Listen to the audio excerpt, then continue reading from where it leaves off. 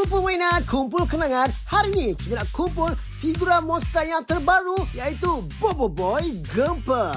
Untuk keluaran kali ini, Monster telah keluarkan dua figura iaitu Bobo Boy Halilintar dan juga Bobo Boy Gempa. Dan macam biasa, Bobo Boy Gempa ni turut dihadiri dengan senjatanya sendiri. Kita ada sarung tangan Gempa. Dan yang menariknya, kalau anda ada figura yang lain, senjata ni pun boleh dipakai oleh figura-figura yang lain. Nampak tak? Halilintar pun boleh pakai sarung tangan Gempa. Dari segi warna tu pun cantik. Anda boleh lihat dia ada warna hitam, kuning, coklat dan juga merah. Dari jauh dapat nampak dengan jelas rupa Bobo Boy Gempa.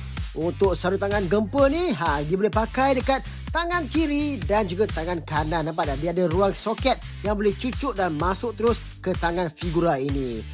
Memang cantik, memang muat dan pergerakan dia pun agak smooth. Memang nice lah figura Gempa dan Halilintar yang terkini. Jadi, sebagai kesimpulannya, kalau anda adalah peminat setia Elemental Gempa ni, tunggu apa lagi? Dapatkan figura Bobo Boy Gempa di pasaran sekarang.